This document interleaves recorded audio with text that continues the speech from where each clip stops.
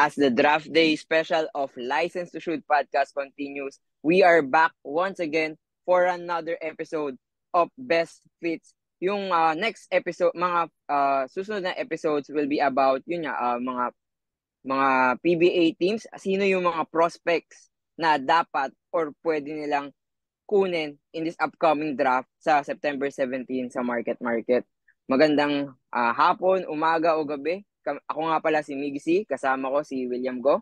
Kami yung mga kasama nyo sa License to Shoot podcast, and please, we're inviting you to like, share, subscribe on our channel, and huwag niyong kalimutan na rin to ring the notification bell. Yun, William, ano pang inaantay natin? Let's proceed sa ating episode. Pero konting context pala muna. Ikaw, ano yung context na gusto mong sabihin ulit? Well, basically, ito yung, since nga, malapit ang PBA draft, tinitignan natin kung sino yung mga, among the prospects na, sino yung pwedeng tignan ng certain team na to. Just like the previous episode, if you haven't watched it, nire-recommend namin na panoorin nyo na parang out of the rookies na available, sino yung mga pwedeng tignan nila and i-consider na drafting sa on the 17th come draft day. So nauna nga sa amin is yung Northport and Converge.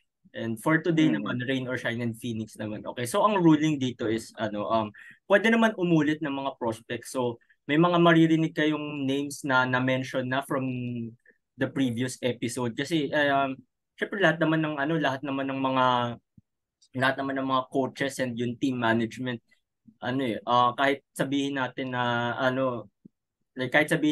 mataas yung chance na maunahan sila diyan, they keep themselves ready to be able to select a certain prospect kasi di ba baka may chance pala na makuha sila or like available sila pag turn na nila mag-select ng prospect sa draft. Like example, si Javi GDL, di ba? Expected dati, knowing his successful stint in UP kahit papaano, and nag-Japan siya. So, in-expect natin, di ba, na medyo mataas siya sa last year's draft. Pero hindi natin alam, biglang nakapag-slide down siya sa 8th pick. Kaya buti ready yung Ginebra na kunin siya nun. So, ganun ang context ng episode natin for today. Of the series rather. Series, yung buong series na Best Fit series. Sige, yun. Let's continue sa ating unang team of the day. Yun, sino ba uunahin natin dyan? Mag-Blackwater na muna tayo. Sige, Blackwater. Blackwater has 2 picks. Pa-check na lang ulit yung isa sa second round. Hindi ko kabisado kung number yun. Pero yung unang pick nila will be the second overall pick ng ating draft. So, syempre ako, best selection dyan is obviously yung number 1 namin sa mock draft, si Shani Winston. If ever, like Terrafirma decided to throw a curveball or may biglang dumating na iba pang prospects, yan, si Shani Winston, yung pwede nilang kunin. Namin. Pwede. Blackwater, din sila. May second round din sila.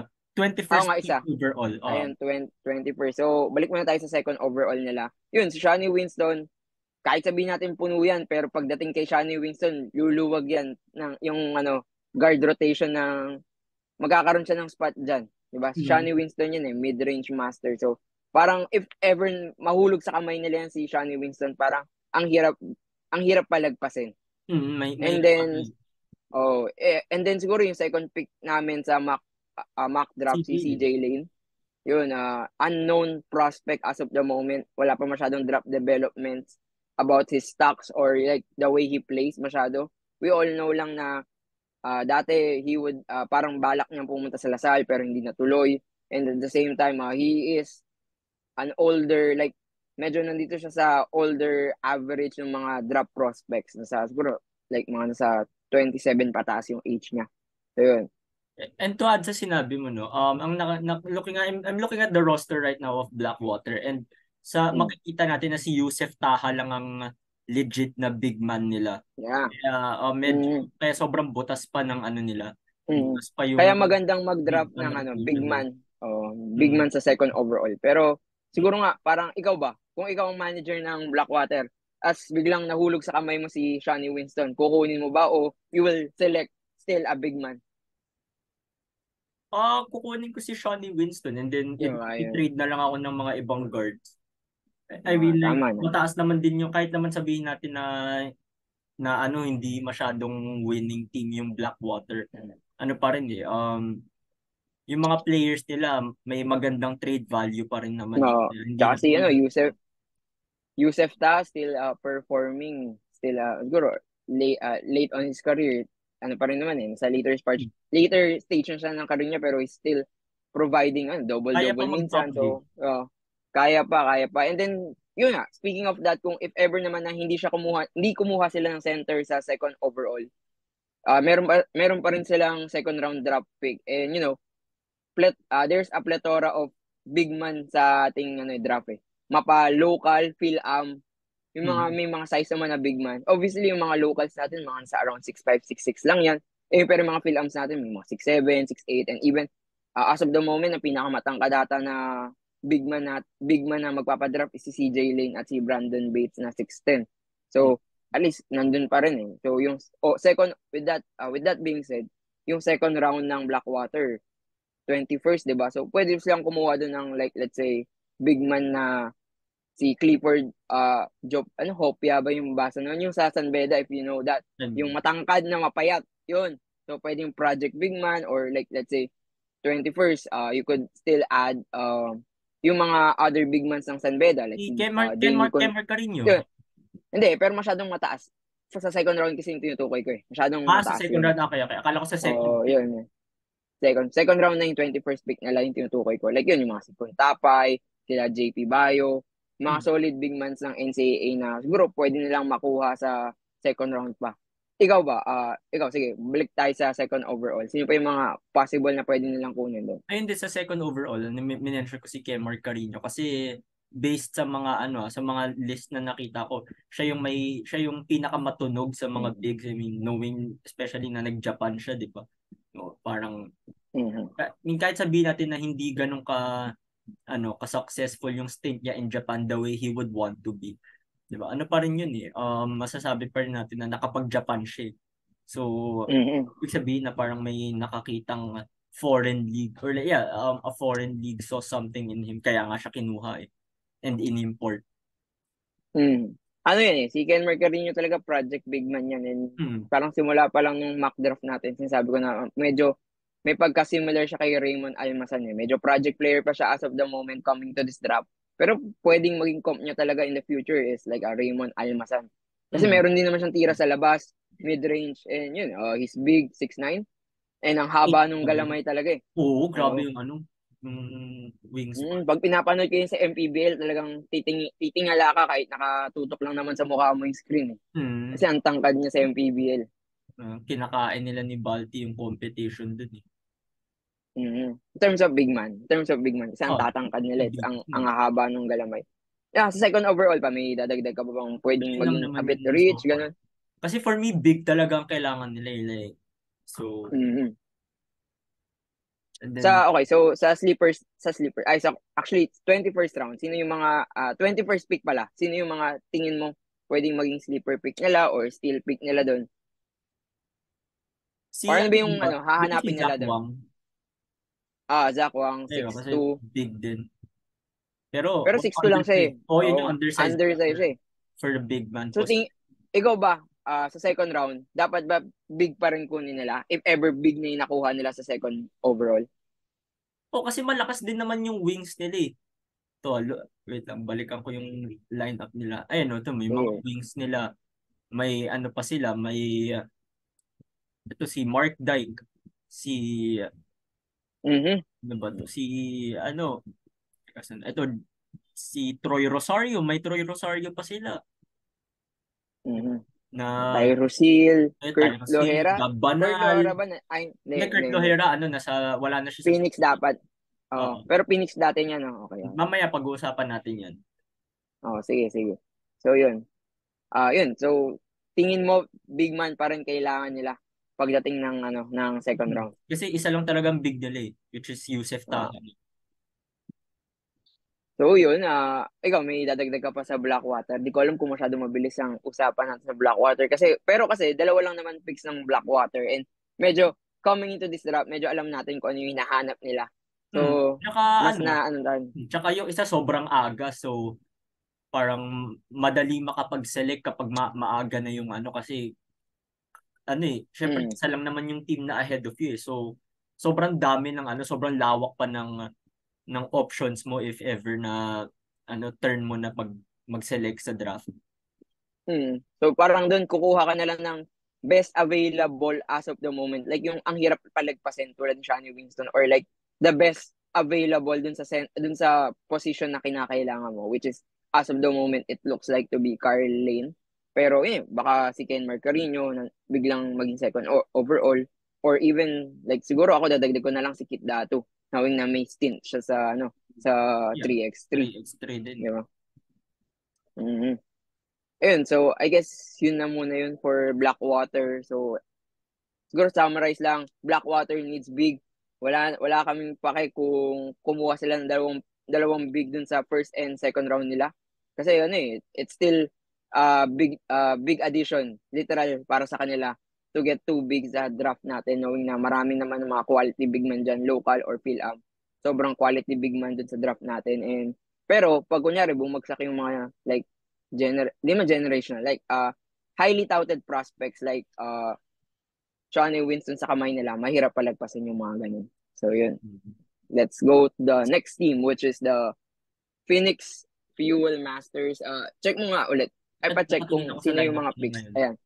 Well, yung picks muna nila. Okay, picks nila would be sa first round, meron silang 6th overall pick, which was traded from NLEX. Siguro ito yung kay Justin Chua.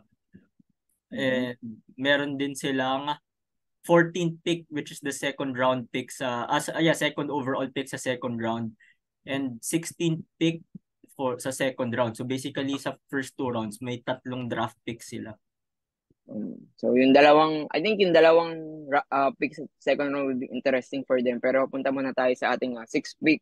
Ano ba yung kulang sa sa Phoenix? Okay, so dagdag natin. Okay, let's add the fact na may mga key losses sila during the off season, such as Encho Serrano, who moved to the MPBL, si Kurt Herrera, who just moved to PSL. Alam ko PSL ata siya, or PSL. Nag-PSL siya, pero ngayon dahil di ko na, I'm not sure kung may PSL like ongoing ngayon. Wala pa masyado sa radar ulit si Kurt Lohera. Yun, sila yung two of their how do I say this? 2 of their key losses. And then they also lost si Joe Logo. Sa Wikipedia, looking at Wikipedia lang free agent siya ngayon, so wala pang final contract with regards to Joe Logo.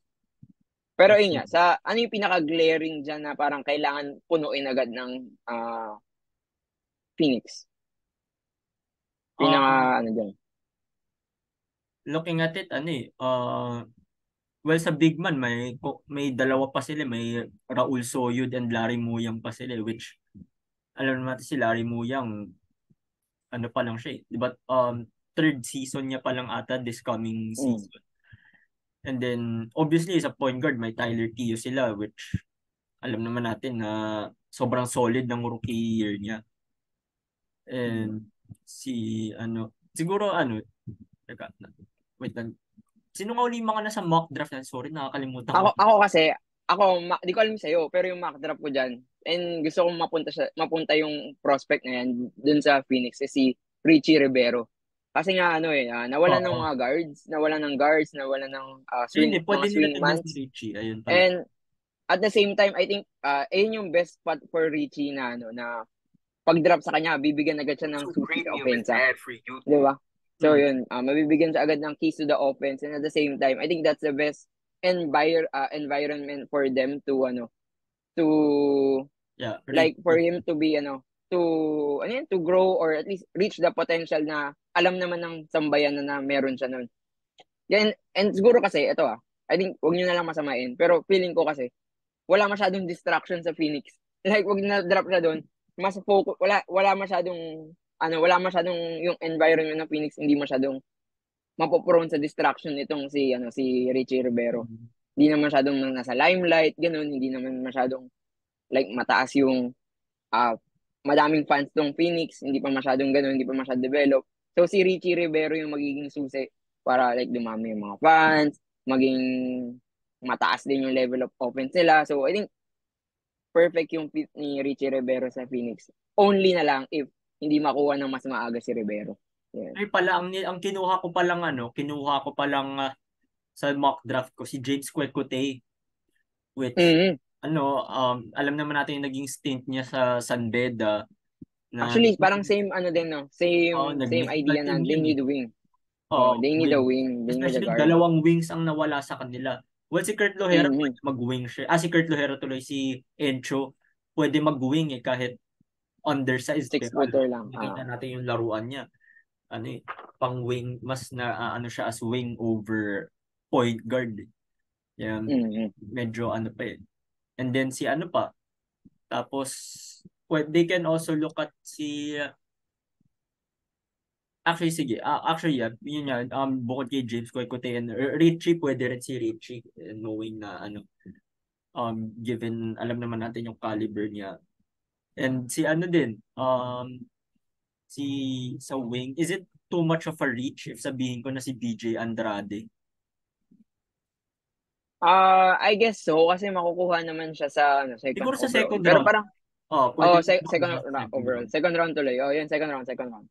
So yun, if pwede niyo makuha dun. So I think uunahin mo muna if you're a Phoenix is sa 6th pick is yung mga high upside na na offensive outside na wing. Like what do you need? Di ba? James Kwekutey nga yung And Richie best Rivero. fit for me. And yeah, Richie. Pero pag ito si Kaya hindi ko masyado naisip si Richie do kasi yun nga na-select mataas siya yung sa mo sa kanya. pero pwede na rin naman na he can pass din naman sa depende sa tinitignan ng mga teams above him sa draft. They can also look at si Ken Toffin. Pwede Yun nga din. Pero ako kasi mas feel ko talaga they need an more offensive player sa Phoenix now. And si Ken Toffin kasi like he's a do it all forward pero hindi ganun ka yung like you would look at Richie and James Coquete pag you're looking for offense. Yun. kasi sa Pero sa if forward sa 4 may pa sila eh. May Jason Perkins pa sila, tsaka JV Mocon. Hindi pa masyadong pero yung if kunyari, actually, dahil pinagsama naman natin ang Phoenix tsaka Blackwater, tingin ko if si CJ Lane pala, if ever na mapunta siya 6 pick, baka kunin din niya ng Phoenix. Kasi 6'10 6'10 big guy. So parang hirap din i-pass talaga pag may 6'10 ka na available na pwede mong kunin agad sa draft. Lalo na't malakas pa si Junmar at lalong lumakas lalo na sa pinakita niya ng World Cup. Baka tumaas lalo yung kumpiyansa ni Junmar. So, diba, expect a stronger SMB and now yung mga teams kailangan mag-prepare for that. Eto, punta naman tayo sa second round ng Phoenix. Sabi mo nga kanina meron silang dalawa. So, sino sa tingin mo yung pwedeng makuha nila dun sa dalawang pick na yun? Isa si BJ Andrade for me, solid role player na complementary piece. Tapos may Tyler Teo naman doon which may familiarity sila. So, parang kayang i-welcome ni Tyler si BJ to make it more to make the adjustment sa Phoenix more convenient for him. Also may din si Brent. Is it safe to say Brent? Actually si Brent pwede naman. Ano yung pinakamaaga nilang pick? Hindi, 16 sa second round? Second round pinakamaaga. Yun yung second pick sa second round. Yun, pwede nila kunin dun yun si if ever mag-slide si Brent. Sa sa Letran, si Brent pala. Sa Letran yung Si King Caralipe ba tinutukoy mo na isa pa yun? Isa pang Letran? Hindi, alam ko si Olivario lang ang alam ko na Si King Caralipe yung yung finals MVP. Yun. Magpapadraft na siya? Akala ko hindi pa siya tapos sa Letran. Hindi, tapos na. Di kung ganun, di masyado nating binabaan yung lalo tumaas ang draft stock niya na knowing na may finals MVP siya. Pero tingin ko nasa siya, nasa early second round and like or late first round. Late, yes, yeah. So yun, kaya hindi din natin siya sinama sa steals natin. Yung mga steals of the draft episode kasi hindi naman siya feeling ko magiging super like as a steal. Siguro nasa medyo mababa siya, nasa second round siya. Pero you know the talent of the first round. Mahirap din talaga na na kahit pa paano makaakyat ng mataas-taas when you have those kind of talents in the first round. Ayun. Ayun nga, small forward nga pala si ano. Tapos Mm-hmm. si ano rin, hindi, point guard pala si Olivario. Well, may Tyler Tio pa naman sila eh. Tinitignan ko yung recent lineup ng Letran, like yung huli. Sila, based sa ano, tsaka si ano, Louis Sanggalang. Although si Louis ba magpapadraft na? Papadraft na. Ayun De, din. actually, like, isa sa mga intentions pa lang. Okay, by the way, merong mga nag-declare na, may mga like sila, yung mga nakuha namin, yung kala Navin, sa Basketball Zone Facebook group, nandun, Facebook page, nag-release sila na, yun nga, nag-declare na ng intentions. Yung iba naman, looming pa, pero like, nagpaparamdam. So, yun, yun yung ano natin as early as September 7, where may konting time pa for these draft applicants to pass their papers. So we're Kailan yung ano? expecting Kailan na yung deadline? dumami pa.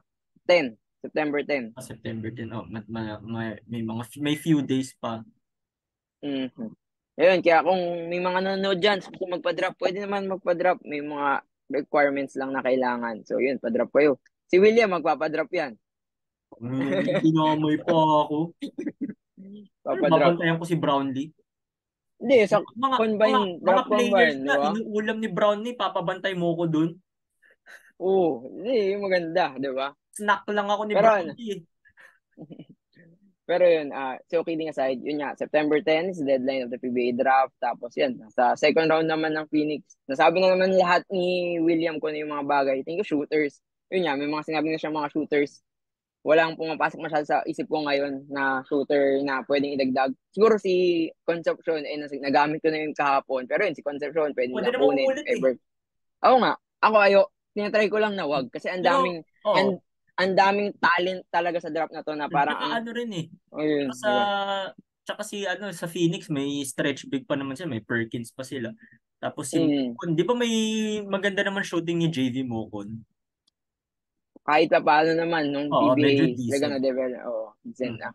Ano pala, if ever they wanted medyo undersized big na pwede mag-play ng 4 with not much of a shooting, they could go for Matthew Daves sa Ateneo, Sa magpapadrop second na rin. round. So Second round. so I think Matthew yung Daves. second solid pick din yun for them sa yung Rafi second pick Verano. nila sa second round. Yun nga din. Pero ayoko lang ulitin kasi nabanggit na Si natin kahapon. Rafi, Pero yun. 6'2", 6'3" siya for power forward. So, kaya Si niya Dave yata mag-slide down 6'4". 3. Yun, si Matthew Dave 6'4" na kahit pa paano last season nakaka-shoot siya ng medyo outside, medyo mid-range for Coach Tab sa Ateneo. Pero yun, hindi masyado develop yung shooting niya. Pero I think the culture na yung kung saan culture lumaki itong si Matthew Davis and at the same time the familiarity with Tyler Tio, pwedeng madraft ng Phoenix itong si Matthew Davis on the Nakikita second rin round. natin na kahit papano, kahit sabihin natin na hindi ganun kaganda yung nangyayari sa Phoenix, or like yung seasons ng Phoenix na parang nasa middle pa rin sila. Hindi pa sila basically umaakyat sa mga contenders, parang nasa mid pa sila. So pero tignan natin yung players nila. Jason Perkins, 2-time UAAP champion. JV Mocon, 3-time ata sa NC. And then Madami, hindi ko mabilang eh. yun nga. Tyler Tio, 3. Tapos, yun pa mga nasa lineup nila na proven winners. Actually, Si JJ in terms of Alejandro nag-champion. So, masasabi natin na kahit papaano may winning pedigree din tong mga to. Yeah, siguro kailangan lang nila ng like number 1 main guy as of the moment. Pero pwede na si JV Mocon dun eh. Tsaka si Jason Perkins pwede din eh. Pero parang alam mo yung parang pag last 10 seconds, sino titira? O yung ganong kind of shot guy. creator. Kaya ako kinuha si Kwekute. Ako, kinuha ko si Richie Rivero for that reason. I think yun nga, di ba? pinakamataas talaga na as of the moment sa draft si Richie Rivero yun. Yeah. Na pwedeng lang kunin sa 6th pick. Ayun. So, yeah, that pretty much sums up our Phoenix and Blackwater edition of this best fits series. And for me naman, may iba ka pa bang gustong masabi na apart from it? Like Draft day, yung draft day December special of License to 17. Shoot podcast. Yung special natin sa draft day, yan, tuloy-tuloy lang. We'll be continuing the series of best fits and sana supportahan nyo parate. So, And out then of 12, naka-4 na kami. If umabot kayo sa puntong to, please, we are inviting you to like, share, and subscribe our page. Palakihin pa natin yung ating podcast. In the same time, we would like to invite you to More support yung basketball aming discourse. podcast. Yes. Yeah, more So yun. basketball discourse. And yeah, so natapos natin rin. Anong natapos na natin so far? Converge, Northport, Blackwater, and Phoenix. Yes. So 4 out of 12 na tayo. So we still have 8 more. And yeah, like, share, comment, and like comment your thoughts and whatever it is na gusto nyong ipaalam, or like may nag-agree ba kayo sa takes namin and or disagree. Feel free to comment, pero wag lang masyadong hateful. Totoo. And also